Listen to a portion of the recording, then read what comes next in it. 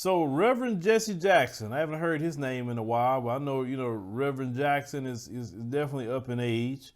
He wrote a personal letter to the Dutch Prime Minister Mark Rutte over the annual tradition that many would definitely say is anti-black, and we say that as well. So every December the 5th, people across the Netherlands, don blackface to celebrate the arrival of Black Pete. Now, I know you have seen those photos before. It say the Black Pete is the servant of Saint Nicholas. It say who helps deliver presents. So they do this, every year. And imagine you go outside and you seeing all these Mzungus that's just got blackface on, a sea of them, and they enjoying themselves with this Black Pete, celebration that they have in their mind. Like, listen, we have never done anything like this, from America to the Caribbean to the continent of Africa to Latin America. No matter where we at, we have never done some stupidity like that.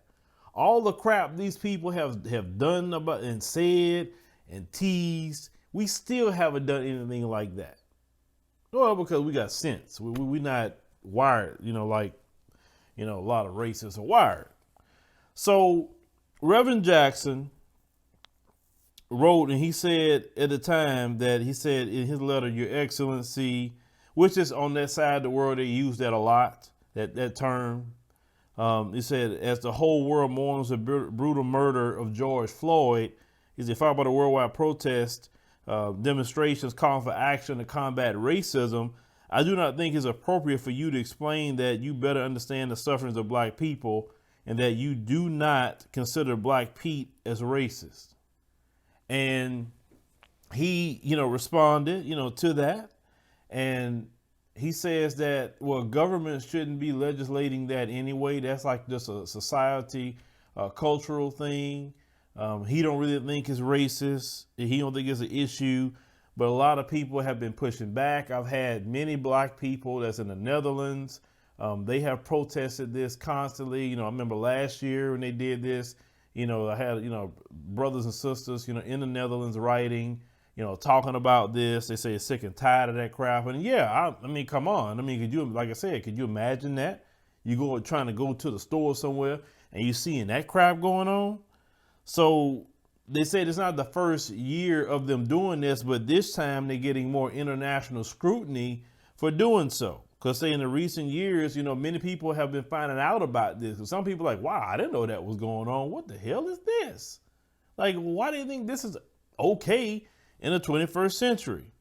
So there's been some backlash, even from US-based companies, such as Amazon and Facebook. They no longer allow the depiction of Black Pete on their websites. So you post things on Amazon or Facebook celebrating Black Pete, probably gonna get it taken down. Saying in the Netherlands, too, say the tide is to be turning in the wake of the Black Lives Matter protests. So they said that a lot of people, so few people want some change with that. We're talking about the Mzungus over there in the Netherlands, but most of them don't want that. Now, a lot of the libraries across the Netherlands are slowly removing children's books that contain illustrations of Black Pete. They'll argue that the tradition is at odds with public decency. So this is the thing. Boy, I'm shaking my head with this. Can y'all just, like, if you're gonna do Christmas, just do Christmas. Like just do you. Get your tree, decorate your tree, do whatever. Do your presents. Why we gotta be involved? Why Black people gotta be involved? It's like, my thing is like, these people are so obsessive with Black people. I have not seen any other group that's so obsessive. Now, I'm not saying we haven't seen blackface in China. I'm not saying we ain't seen blackface in Latin America or whatever else. But understand, who started blackface? Who's the one put it out there first? It's these white supremacists. They did it. So you may hear me say, if another group is doing something, I still call them a white supremacist, is because I'm trying to link the origin of where things come from in relation to us, because they have been the one that's put out the most evil propaganda against black people, and have the whole world, trying to take this in. You even have even other black people in different parts of the world thinking certain ways about us, thinking we're just nothing but love and hip hop, or some street gangs. Like, we have innovated America. You know what I'm saying? When you look at the stoplight, you're looking at black culture right there. You get what I'm saying?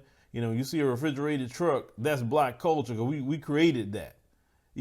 That's black culture, not rappers or whatever else that you trying to think is black culture, what they have given to you and lied about. But these people, like I said, you got to keep the pressure on them. It's not going to be overnight with them, but just keep the pressure on, because one thing they don't respond too well to is pressure.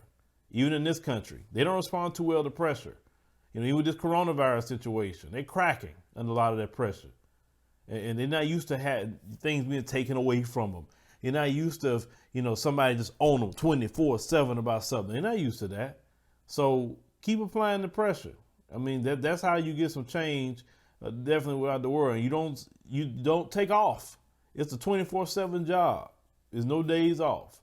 But leave me a comment, think about the situation in the Netherlands with Black Pete once again. All our brothers and sisters in the Netherlands, we definitely rock with you. And, I have some people in the Netherlands that do watch our channel that is Mzungu. Well, you stand up and say something as well, because not all of you support that. And that would be the best way you can do it. Go in your communities and condemn them for their anti-black celebration.